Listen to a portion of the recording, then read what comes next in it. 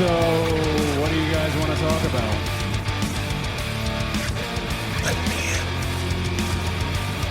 You can call this the New World Order of Wrestling, brother.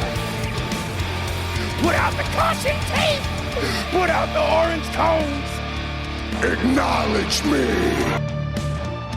It's Monday, and you know what that means. I am Boris Roberto Aguilar, and you are listening to the newest wrestling radio show in Canada, A+ Wrestling.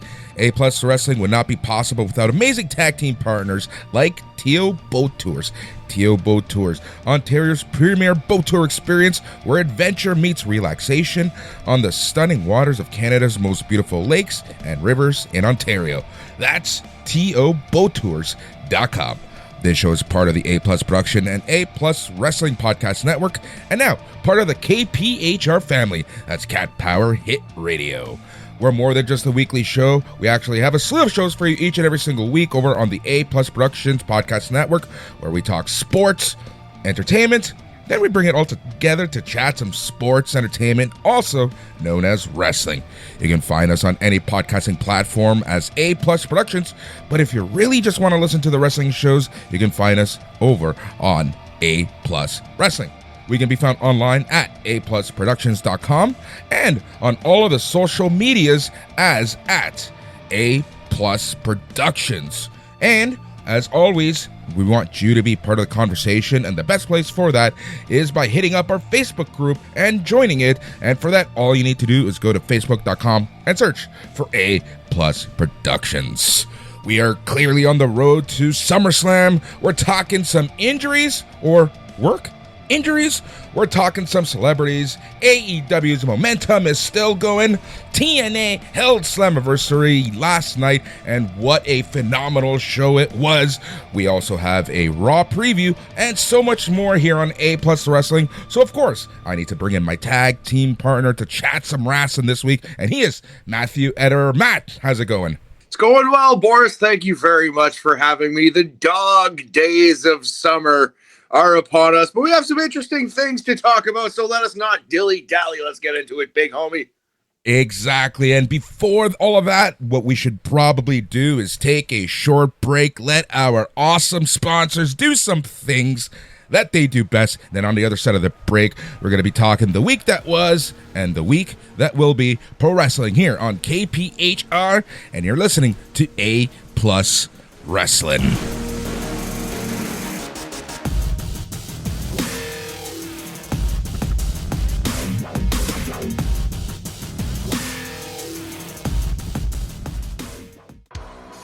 Are you ready to embrace the dark side? Introducing the Bring Bad News to the Dark Side Season 7 Unisex Tee from the exclusive official Bad News Allen Canadian Collection. Now on sale at WrestlingSuperstars.shop.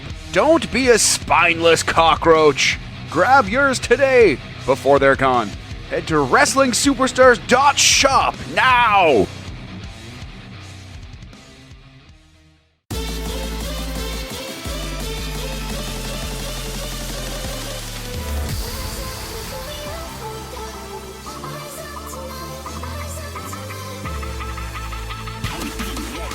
And we are back here on KPHR, and you're listening to A+ Wrestling. I'm Boris, and he's Matt.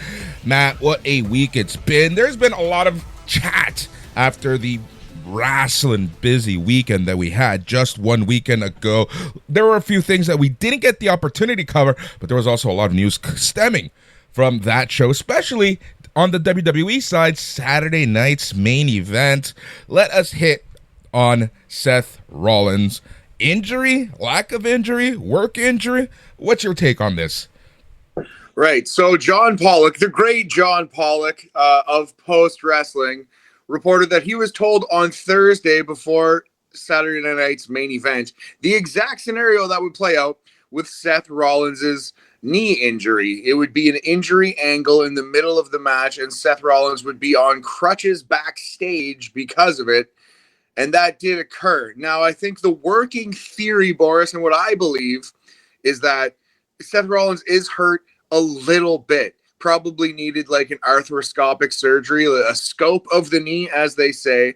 and they did something on TV to explain his absence. They played it up as though it would be a big deal, but they've never said exactly what Seth Rollins' injury is. Even in the press conference after WWE Evolution, Triple H brought it up himself, said it doesn't look good, but did not offer any specifics, right? So it seems like the theory is that Seth is going to cash in his Money in the Bank briefcase after CM Punk versus Gunther and leave with the world title that he holds so dear, the workhorse belt, the one that he feels he made important, etc.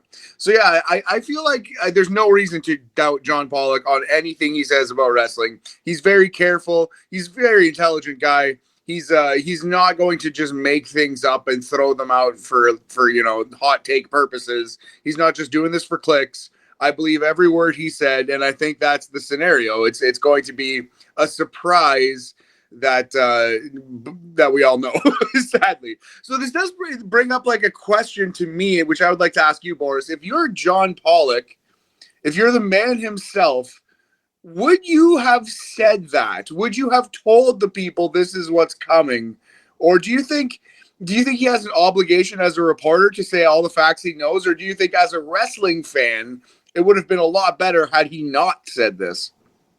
I've been honestly thinking about that all week, and this is something that I wanted to pose to you, so I'm so happy that you're posing it to me as well. And honestly, like, it's kind of a two-factor thing, right? Because the wrestling journalist in you, it's all about the clicks, it's all about the breaking news, it's all about your reputation, and you know that John Pollock is someone who really, holds himself in high regard, right? So he's going to break the news once he knows that it's legit. This is someone with tons of integrity.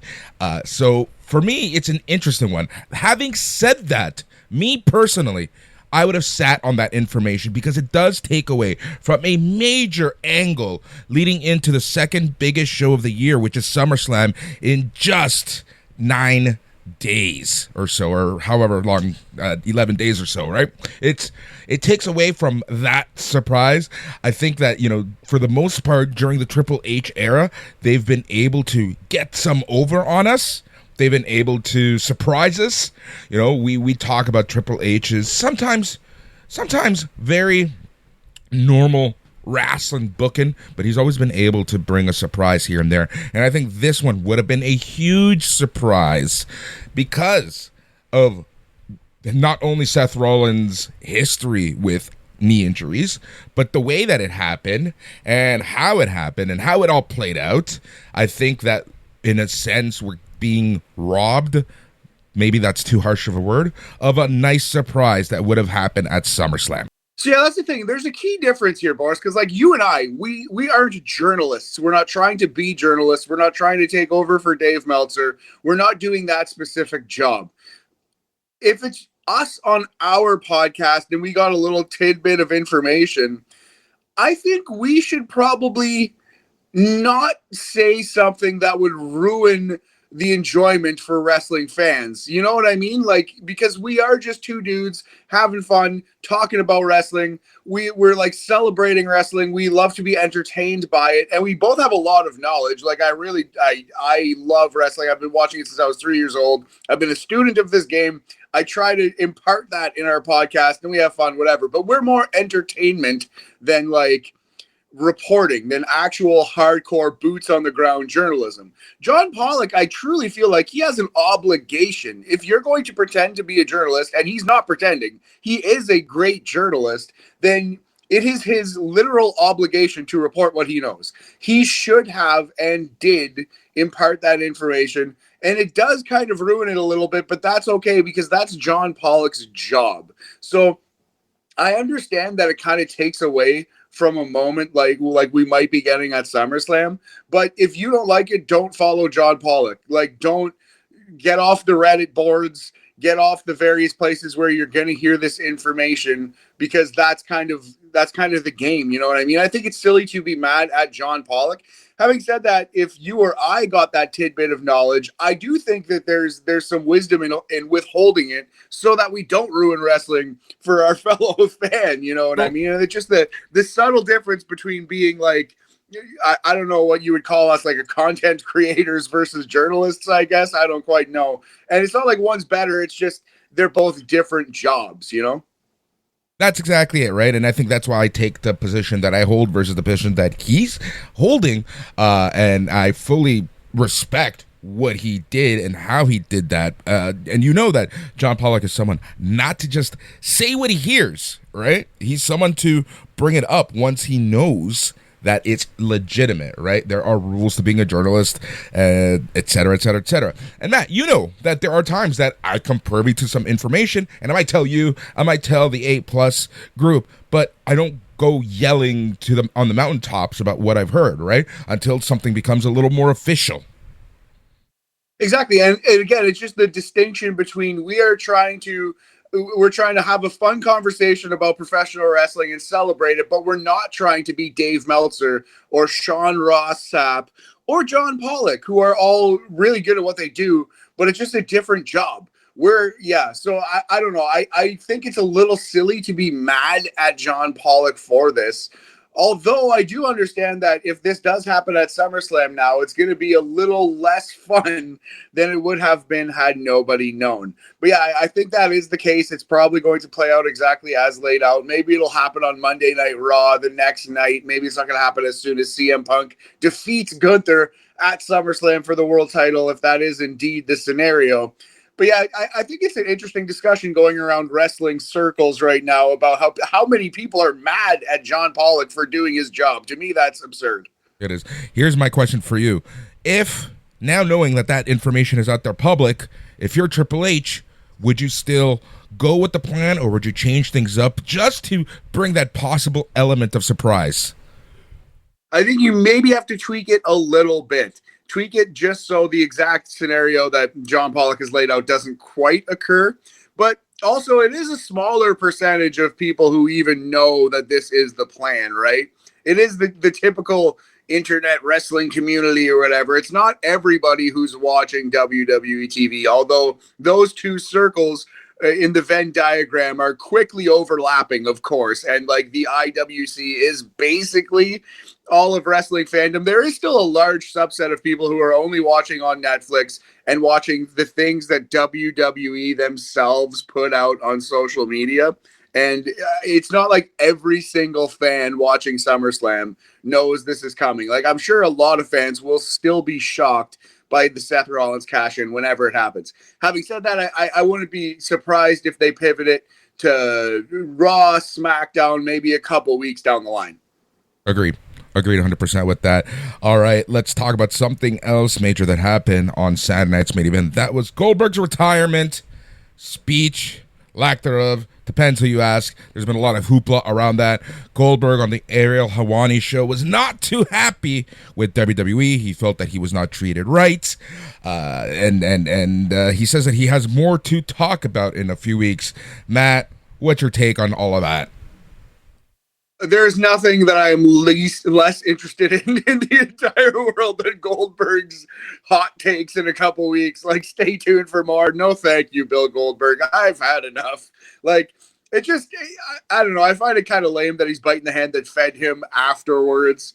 But if you're a Triple H, if you're WWE, you can wash your hands completely of this guy. Let him say whatever he wants. I think his send-off was pretty good, all things considered. He was no-selling Gunther's chops, laughing in his face in his final match in his late 50s or wherever he is now in his age. Like, I understand the frustration of getting your final promo ever cut for time for television, but they still aired it on YouTube and on social media platforms. Like, it's just the nature of the beast of being on NBC like WWE was. They had very tight time constraints. Probably they could have cut a match to make sure that Goldberg got squeezed in there. But even when we were watching it live and we reported about it on this show, Boris, when we talked about it last week, we were like, wow, they really cut that thing up. There was a huge commercial break in the middle. They had to race to the finish, and then they got out of there immediately. And we felt bad for Goldberg at the time, but now that Goldberg himself is complaining about it, kind of being a little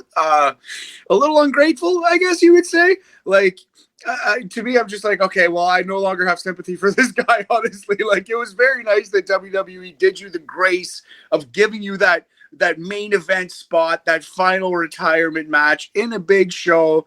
And like things happen, you know. I'm sorry it went that way, but I don't really have any interest in hearing from Goldberg anymore on this subject. 100%, man. Here's the thing that really got to me about this whole situation is how many people in the wrestling business deserved a send-off that didn't get one. And it's Bill Goldberg in 2025, a WCW creation, that gets that send-off, and yet he still finds issues with it. That's such a good call. So many talented wrestlers from WWE in the last 365 days have been unceremoniously fired, have been just cast aside, tossed on the garbage heap. You know what I mean? And for them to go, like, pull out all the bells and whistles for Goldberg, and yet he's mad because he lost his match and his promo got cut off. Like, yeah, that's this stuff happens. Like, that's just life. And yeah, this guy's pushing 60. Like, I'm tired of the complaining old man shtick in almost every facet of life. You know what I mean? Right? It really makes me worried about when I get to that age. I'm like, oh man, I better not be like this. I better not be like this. Right? Yes, yeah. When we get to that age in about 2 weeks. Oh man, as we talked about, we are on the road to SummerSlam, and SummerSlam's card is actually shaping up to be pretty good. Part of that card, we have Logan Paul and Jelly Roll on opposite ends of the spectrum. It's going to be Logan Paul and Drew McIntyre versus Randy Orton and Jelly Roll. And this again sparks up the debate about celebrities in wrestling. You know, we sometimes get surprised. Sometimes we get the LTs of the world, the Lawrence Taylors of the world. Sometimes we get the Kevin Federlines of the world, and sometimes we get a Bad Bunny or a Logan Paul. Where do you think Jelly Roll is going to sit on that spectrum? Well, I don't think he's going to, you know, lead to a mainstream boom in wrestling like Mr. T did once upon a time. I don't know. He's a big, thick lad. Team rated roll KO with Jelly Roll and Randy Orton here. No, I don't know. Like, it's probably going to be a lot closer to Kevin Federline than it will be to Mr. T or Bad Bunny.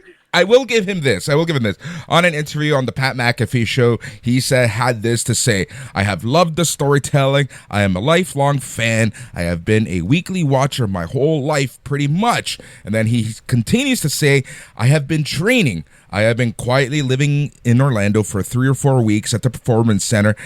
I am like a piece of furniture. They cannot kick me out of there. I am there from the moment they wake up until it closes. I am obsessed. He then said that he is working with Matt Bloom, and he's had sessions with The Undertaker, Michelle McCool, Jacob Fatu, and Kevin Owens.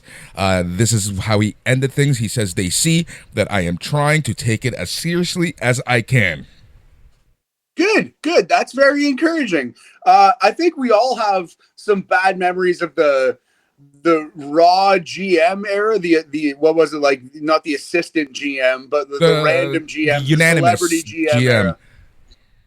Yeah. Well, they would have when Bob Barker and the Jackass guys would come in and Dennis Miller was there, and like from time to time there would be somebody kind of openly making fun of wrestling and feeling like they were above it.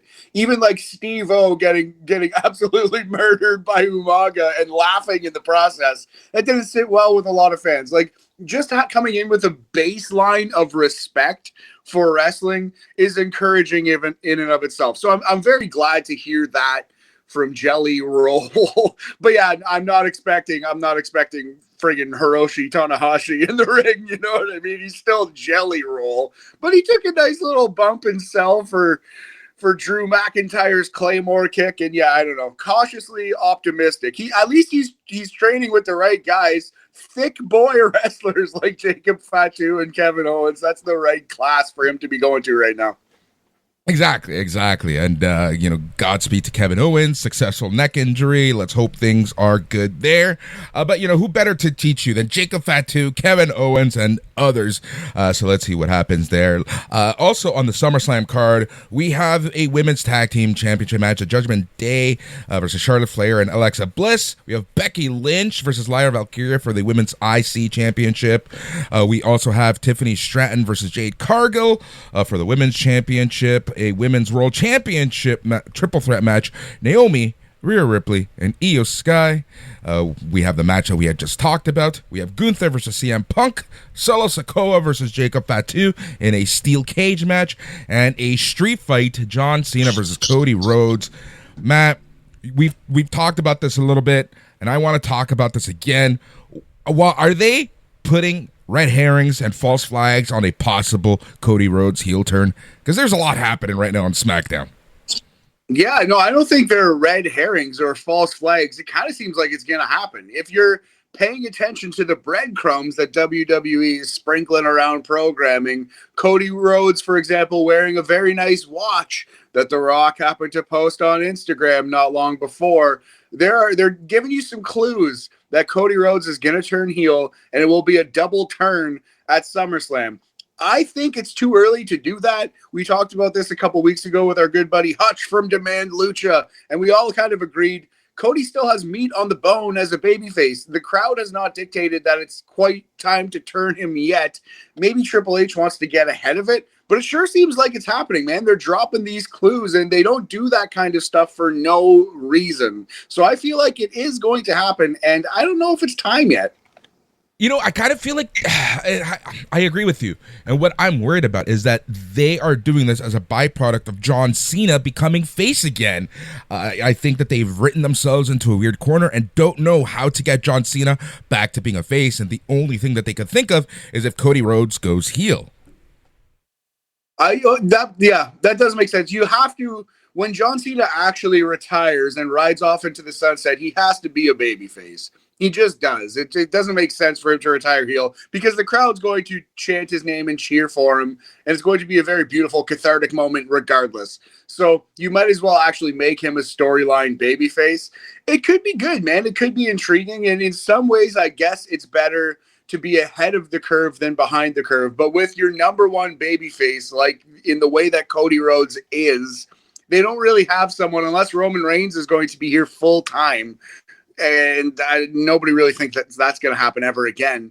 I don't know if they have somebody who can take Cody's mantle as that number one babyface for the next 2 or 3 years, however long his heel run is going to be. So I don't know. I can see the argument that it's better to do it now before fans expect it and keep them guessing. But I think for this specific role, the number one babyface, you wait to turn him until the crowd is telling you it's time. You know what I mean? Because that's a huge hole on WWE programming that they're now going to need to fill. And we talked about this just last week with the possibility of Seth Rollins being injured, with others like Cody Rhodes and Roman Reigns going off to film their respected movie projects. Actually, they're both in the Street Fighter movie, right? So I think right now the onus is on WWE to create the next big babyface star. Is that going to be Jacob Fatu? Is it going to be LA Knight? It could be anyone, but the onus right now is on WWE to create that next babyface star, or else they're going to be in trouble, man. I agree.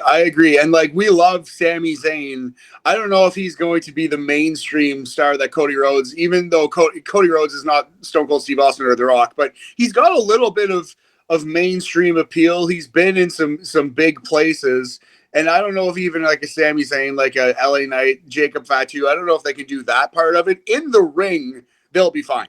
All three of those guys can do it, can do the job. Fatu and Sami Zayn are better wrestlers than LA Knight, but LA Knight can hold his own in the ring. I do worry that there's a certain star power element that those three guys are lacking. Maybe it's an Obafemi. Maybe they call him up and just push him to the moon right away. There are options. There are options in WWE, but they're going to need to come up with something because that is a big, big hole. Similar to the Toronto Maple Leafs losing Mitch Marner and replacing him with Dakota Joshua and Nick Roy. Like, it's good that you got some grit on the bottom lines, but you need someone to score 100 points on that top line. That's a big hole, guys, you're leaving. Absolutely. You know, and if you want to put this into wrestling terms, how many years have you and I been praying for New Japan Pro Wrestling to build that next star? And now that Okada gone, Tanahashi retiring, Naito gone, and others gone, now they're hurting.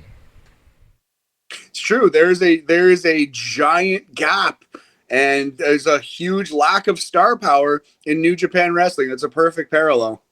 Absolutely, Matt, like I mentioned, so next weekend I think is the time that we're going to be previewing SummerSlam in full.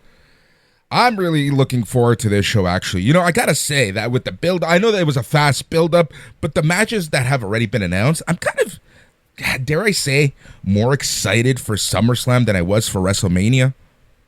Wow, that's crazy. That's pretty big praise. I like it, man. I'm for it. I definitely am not there yet personally. I don't even think it's as good as the All In build and card, but All In was a very, very solid card on paper. But yeah, no, I'm not quite there with SummerSlam yet, although I'm sure the matches themselves will be good. To me, it is lacking a little something. Yeah, it is still 8 confirmed matches, room for a little more with 2 nights of SummerSlam. But that's in itself a whole other conversation that I don't want to have just yet. We'll probably talk about that, the 2-night format, because, Matt, I have a feeling that we're going to be getting 2-night Royal Rumble and Survivor Series very soon as well. Yeah, it seems like that's the place we're going. Honestly, the Royal Rumble, I'm okay with it being 2 nights. It makes sense for the Royal Rumble to be 2 nights. You do the men's on one night, the women's on the other. We've actually been saying that for a couple years now. It should be a 2-night situation, but it should only be Royal Rumble and WrestleMania. Survivor Series 2 nights that's a little much. Absolutely. All right. That is some WWE talk. We are going to be taking a short break here on KPHR. And on the other side of the break, we have some AEW to chat about and so much more. Then later on in the show, some TNA. Yes, that thing is still around, and they have been phenomenal as of late, especially last night after their Slammiversary show. And then, as always, we're going to be previewing Raw, which starts, well, in about half an hour. So you leave it locked in here on KPHR, and you are listening to A Plus Wrestling.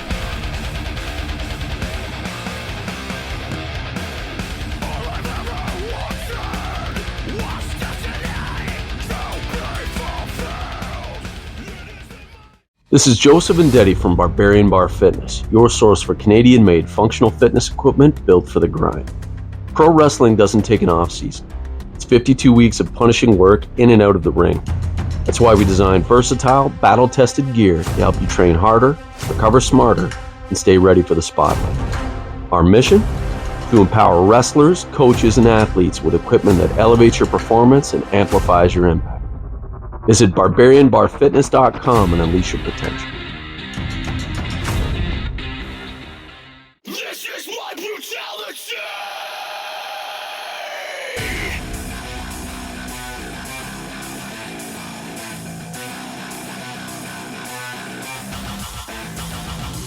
And we are back here on KPHR, and you are listening to A Plus Wrestling. I am Boris, he is Matt, and we are talking about the week that was and the week that will be in professional wrestling. Matt, AEW arguably held one of their biggest shows in their history, where they had to show how strong they are, that they are back, that they are able to overcome a lot of internal and public and internet BS. And here we are, AEW. After, we talked about this last week, right? And somewhere where AEW tends to struggle, in my personal opinion, is after a pay-per-view, they have this weird reboot session, and it just felt slow. Did you feel like that after this past week's Dynamite? Yes, 1,000%. The follow-up has always been AEW's one of their biggest issues, is the follow-up to a big show. It's kind of like they have plans for the peak, but they don't really have plans after that. Like they're very bad at keeping that fire stoked. And this did kind of feel like, I don't know, a little bit of a letdown after the amazing All In show. But I still think they do have some momentum. They're just not great at keeping that fire just ablazing, just coming back with another amazing show after the big show. It does always kind of feel like a down period, like a reset for AEW. It's like after a big pay-per-view, like All In, you don't need to watch AEW for the next 2 or 3 weeks until they start doing things again. And that's kind of just the pattern that they have established, unfortunately. And they do have quite a big break before their next pay-per-view. Like, remind me if I'm wrong. I could be forgetting something, but I think their next pay-per-view isn't until September here in Toronto, All Out.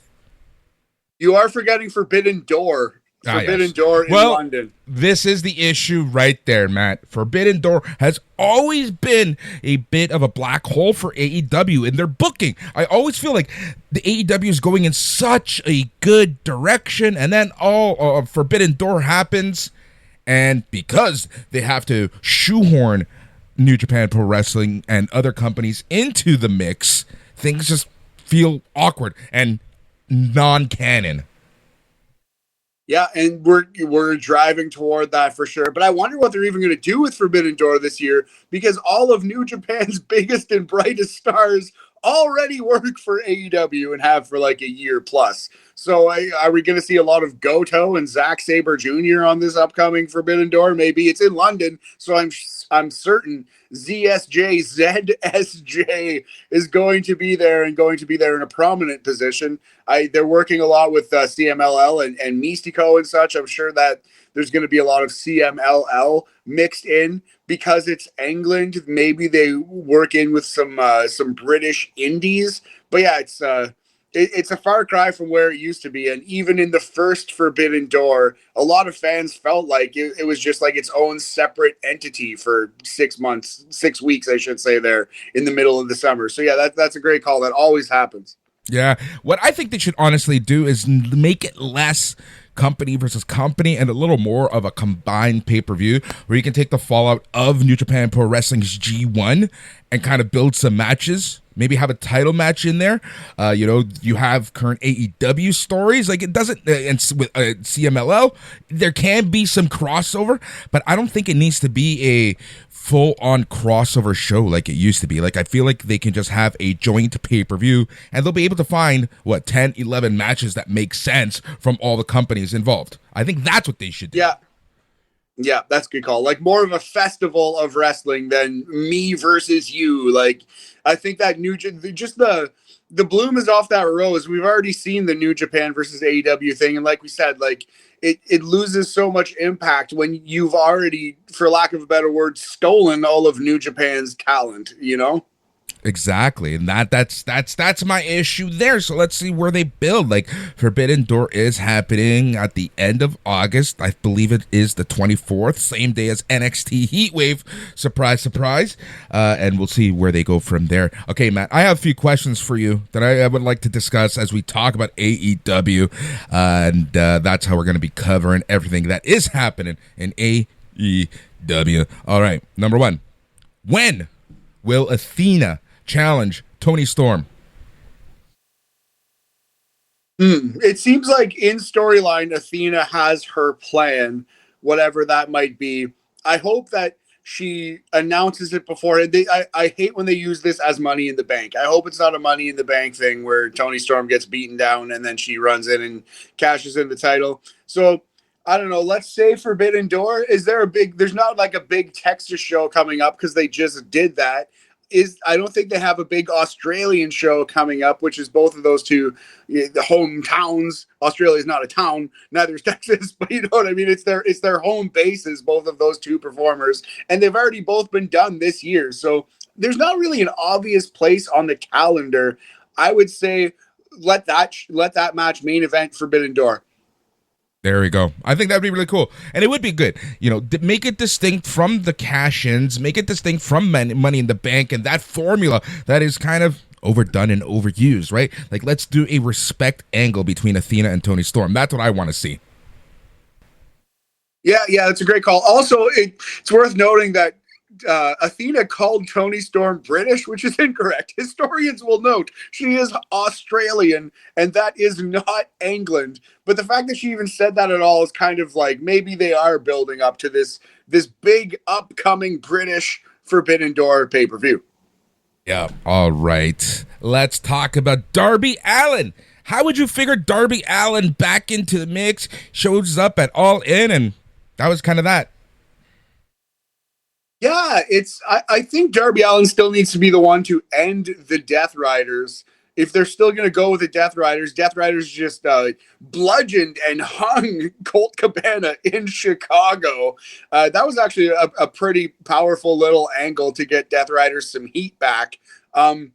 I think Darby should be the one to do that. But yeah, it kind of feels like Darby lost his spot a little bit. It sure seemed like this whole angle was building up to Darby winning the world title. And then Hangman Page ended up winning it instead, which honestly is the right call. That was a great story. The redemption of the Cowboy, the Hangman back on top of AEW, that worked out well, but it does leave Darby kind of off to the side. So I think they need to get him back in the ring right away, and somehow over the next 2-3 months, not very long, he should be the one to break up the Death Riders, to end them once and for all, and that will be a big, feather in his cap going forward. Well, that's a perfect setup for my next question. What's the next move for Jon Moxley and the Death Riders? Well, they're still going strong heel. Like we just said, they beat up Colt Cabana real bad, left him bloody and hanging in the middle of the ring in Chicago in the Aragon Ballroom, which is a great venue for wrestling, incidentally. But yeah, I think keep them strong heels for a little bit, but that we've already seen the best of this group. It's peaked. The vast majority of AEW fans are kind of sick of this group. I think they need to end very shortly. They're not close to NWO territory yet, but you're running the risk of getting there. So I think it's time for them to break up sooner than later, and Darby Allin needs to be the man to do it. Darby versus Jon Moxley, maybe steel cage, maybe street fight kind of thing, whatever it is. But you can do an angle. If Darby loses, he's banned from AEW for a year, or he's kicked out or whatever. He has to retire. And if Darby wins, then the Death Riders have to break up once and for all. They do it. Darby wins, they break up, and Jon Moxley finally gets a month off, which he has earned. Right? I feel like he's been planning for a month-long vacation for about 3 years.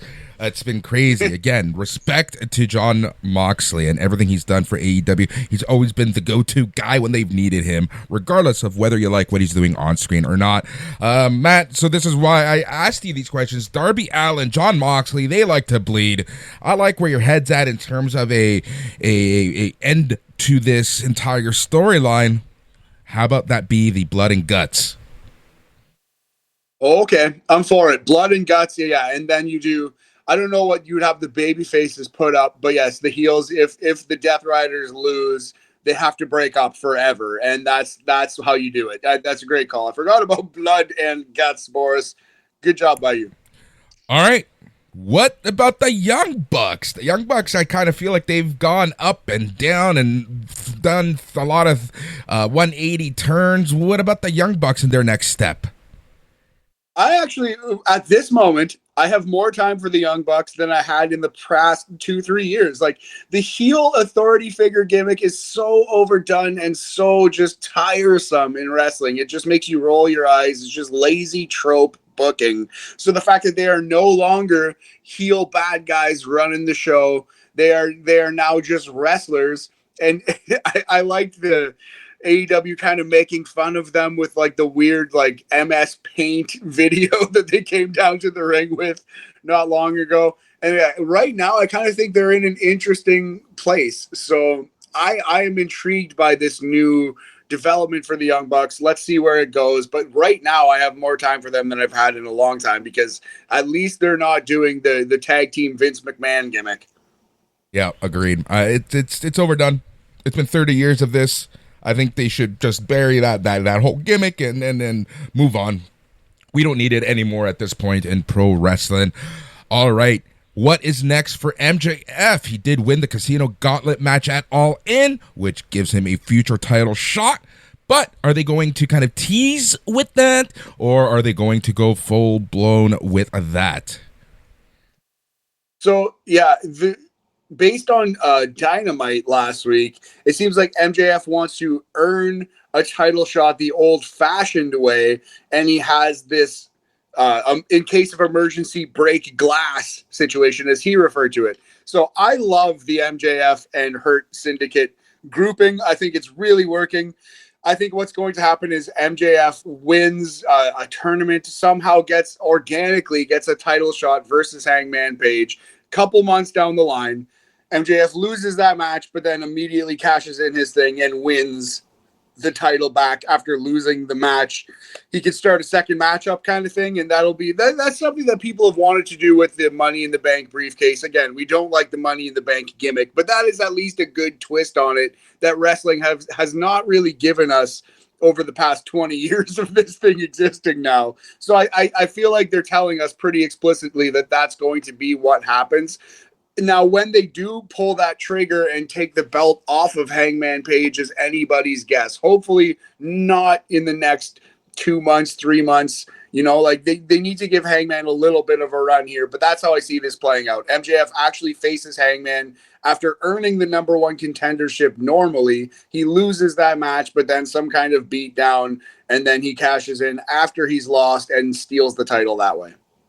All right. I like that. I kind of like that. Especially I like the earns it, loses, but he is a heel, so he's going to be slimy and foxy, and he just kind of wins it by, breaking glass and for that emergency, right? And using his contract that way. I really do like that.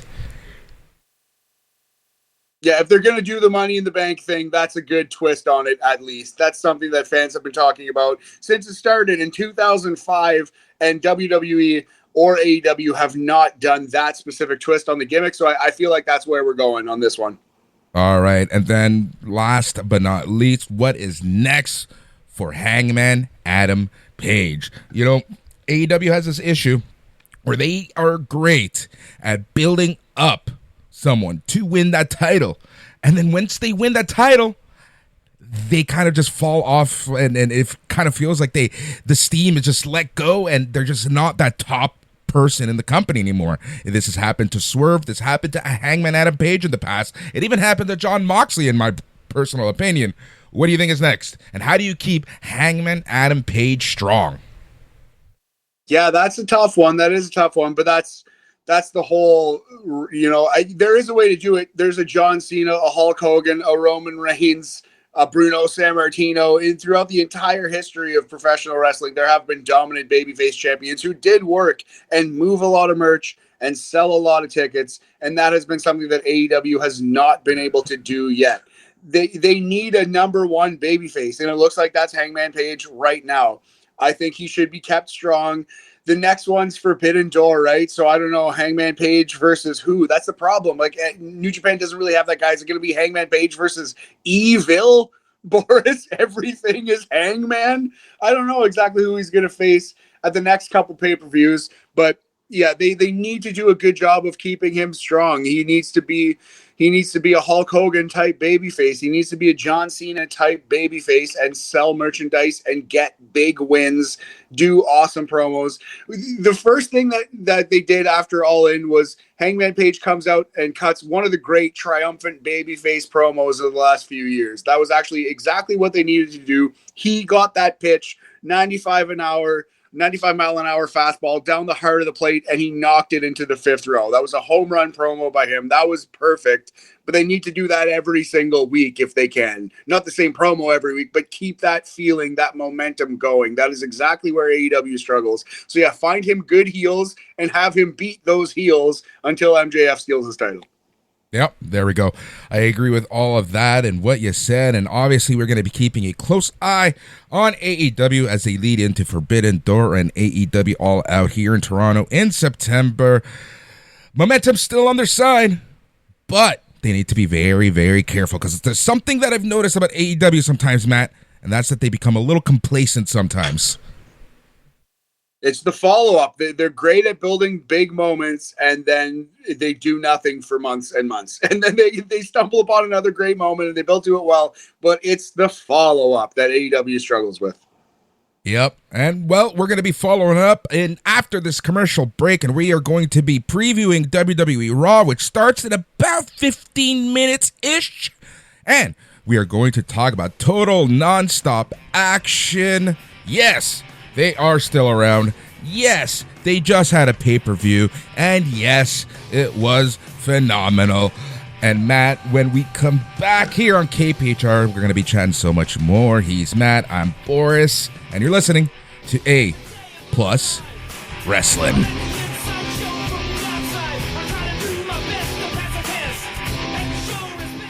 This is Dak Xavier Josiah, the host of ACMG Presents Talk Time Live, the podcast. Talk Time Live is a show that talks about your favorite fandoms with the latest news, discussions, and interviews with some of the hottest names in all of anime, comics, movies, and games, such as... This is Miley Flanagan, the voice of Naruto. Hey there, this is Kyle Hebert, the voice of Gohan from Dragon Ball Super. This is Stephanie Shea, the voice of Sailor Moon. Visit TalkTimeLive.com and let us help you learn to let go, live life, and love all things ACMG. Talk Time Live.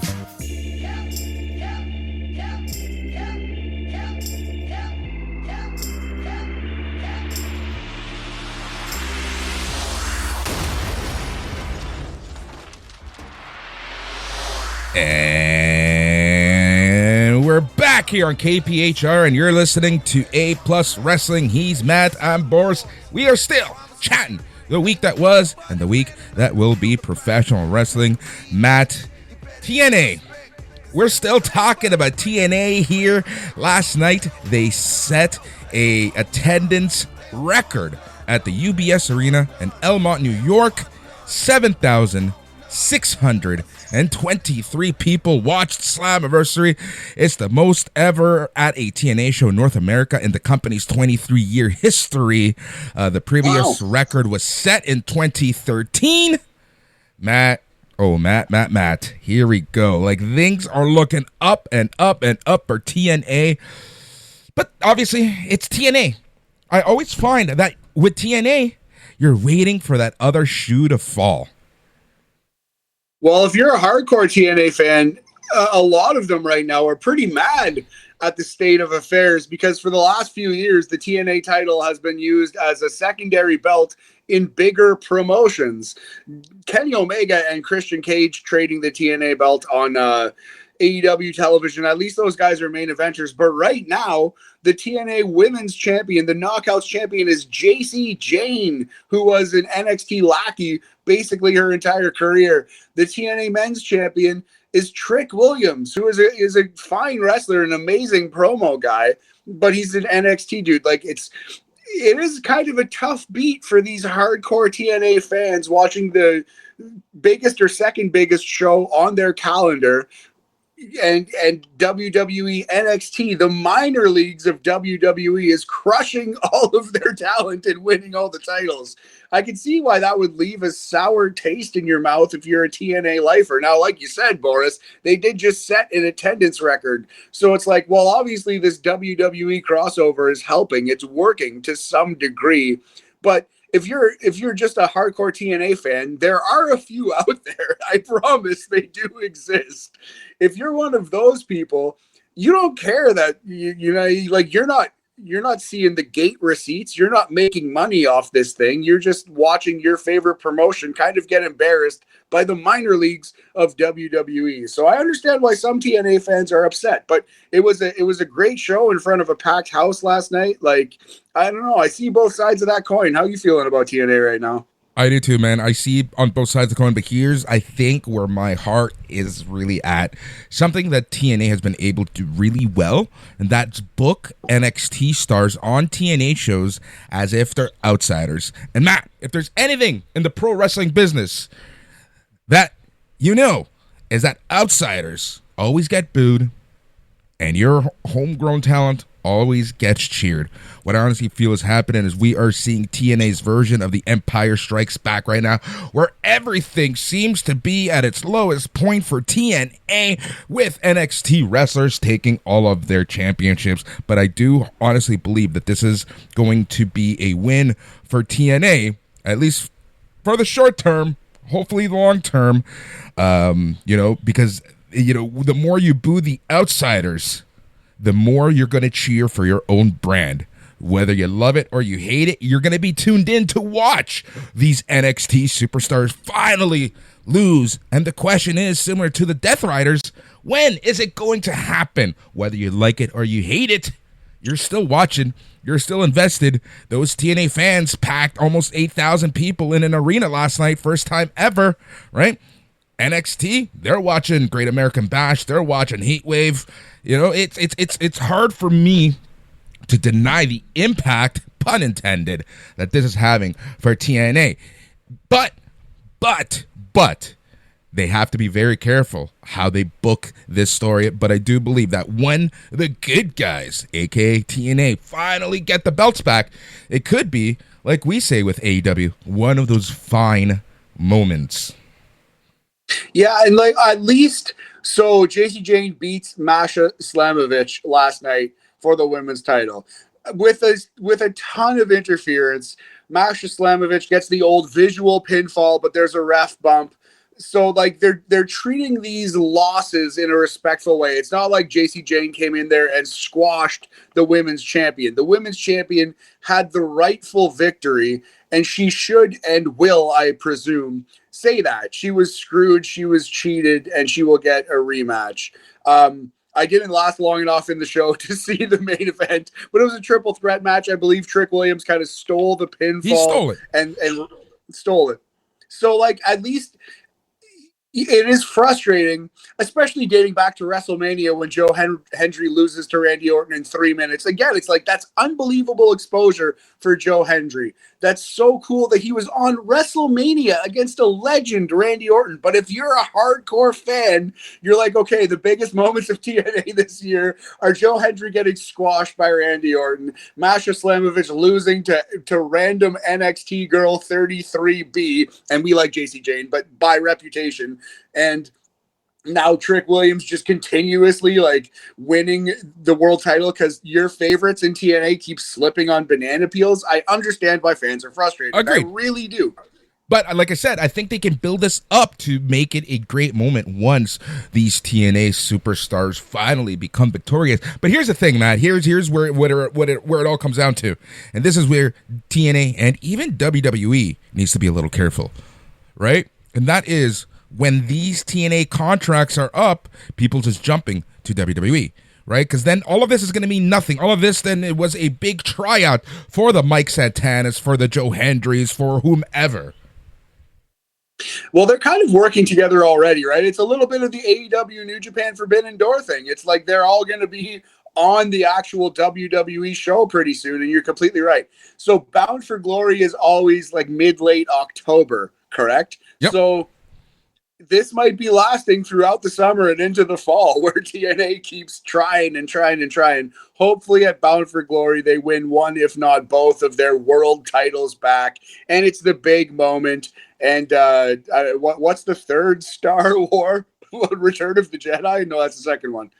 Empire Strikes Back. Return of the Jedi is the third one. Return of the Jedi is the third one. Yes, very good. Yes, yeah. Actually, the sixth one. But you understand what I'm saying. Hopefully Bound for Glory is bound for the Jedi in October.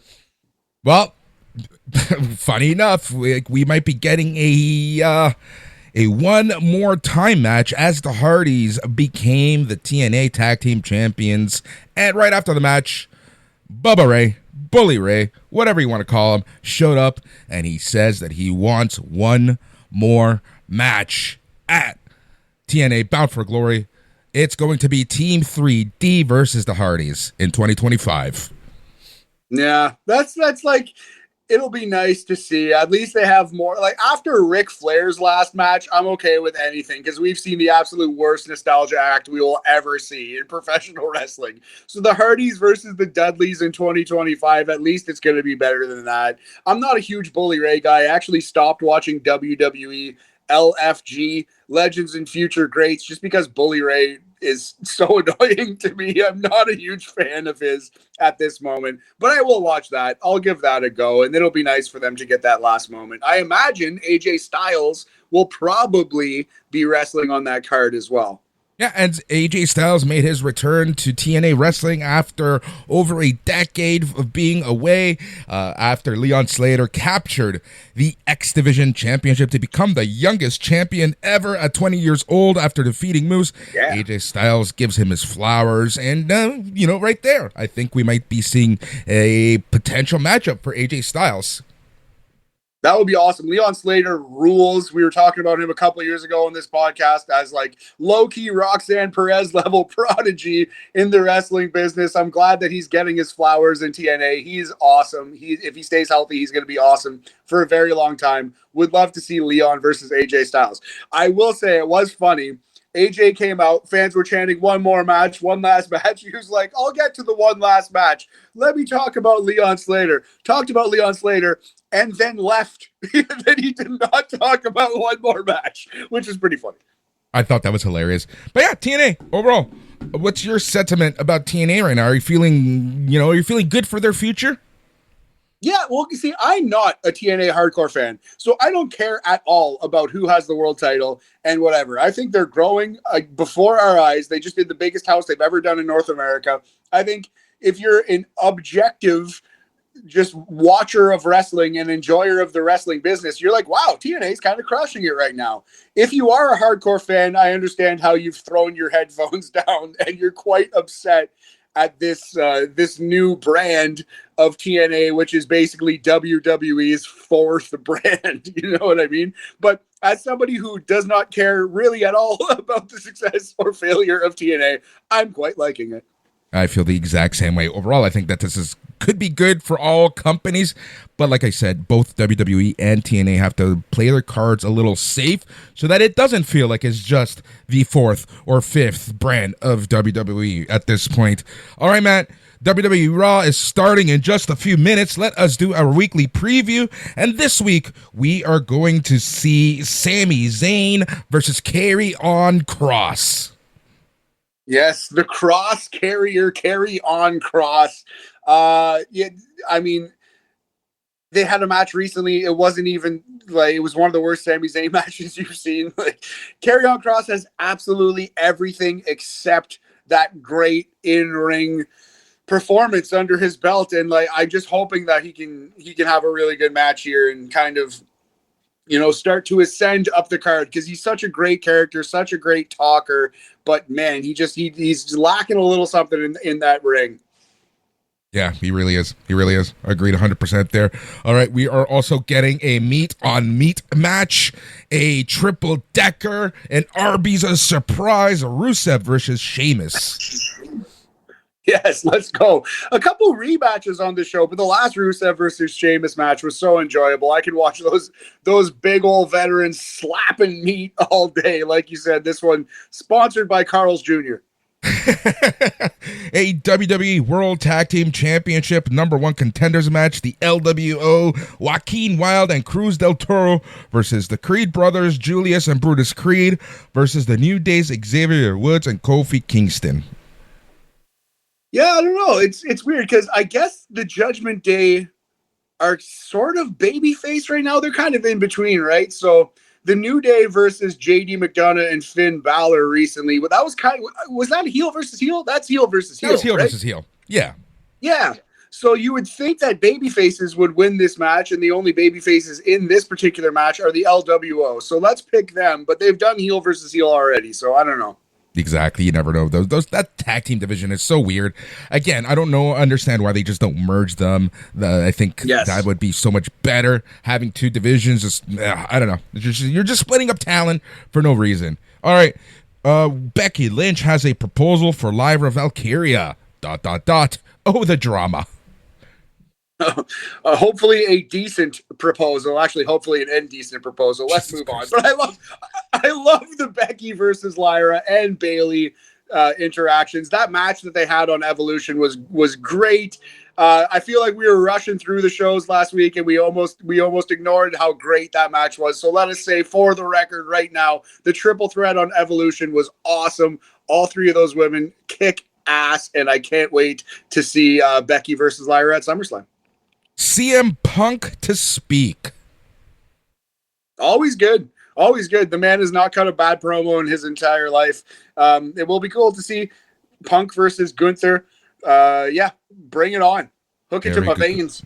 Hey, there we go. And the last thing that has been announced so far for WWE Raw, starting in just a few minutes, is Roman Reigns will address Paul Heyman. Okay, let's go. Roman Reigns might have to step up in the Cody Rhodes role for the next 6 months of WWE programming. He got a huge reaction when he came out last week to save CM Punk, which was interesting. So yes, I'm very intrigued to see what they do with Roman Reigns. And more than that, I want to see how much he's going to be around between now and WrestleMania. Absolutely. That is WWE Raw. And Matt, it is time for us to go. We are A+ Wrestling, and we would be nothing without some amazing tag team partners like Teal Boat Tours. That's Teal Boat Tours. Book your tour around Lake Ontario. TOBoatTours.com. We can be found on any podcasting platform. All you need to do is search for A+ Productions, or if you really just want to listen to the wrestling show, listen to A+ Wrestling. Hit that subscribe, leave a review. We can also be found on aplusproductions.com online and on all of the social medias over at A+ Productions. If you want to be part of the Facebook group, go to facebook.com and search for A+ Productions. Matt, you do a lot more than just talk into a microphone. How about you tell our listeners a little bit more about yourself? Well, thanks, Boris. Yeah, I moved to Toronto a couple years ago to pursue stand-up comedy, so I'm getting back into the comedy game. Every Wednesday, there is an open mic at a local place called Salto. That is at the corner of Ossington and Davenport in Toronto. If you want to come see me do some stand-up and just enjoy a nice bit of amateur comedy, and hopefully we'll be getting some professional shows coming up in the weeks and months that follow. But yeah, every Wednesday I'm doing Salto stand-up. And yeah, you can follow us on Instagram. Follow me on Instagram at Matthew Ederer, and there will be more things to plug in the future. I think we got a sports show coming up this week. Only sports, no wrestling. Talking about the Blue Jays, talking about the NHL and NBA, heading into the fall as those seasons are about to start again. So yeah, good times all across the board, big homie. We're going to a concert on Wednesday. Yeah, we are. We're going to Cats. It's going to be a fun show. And thank you so much for listening to everybody, whether this is your first or your 100th show. Thank you so much. On behalf of the entire A+ Productions crew, thank you so much. But more importantly, stay tranquilo.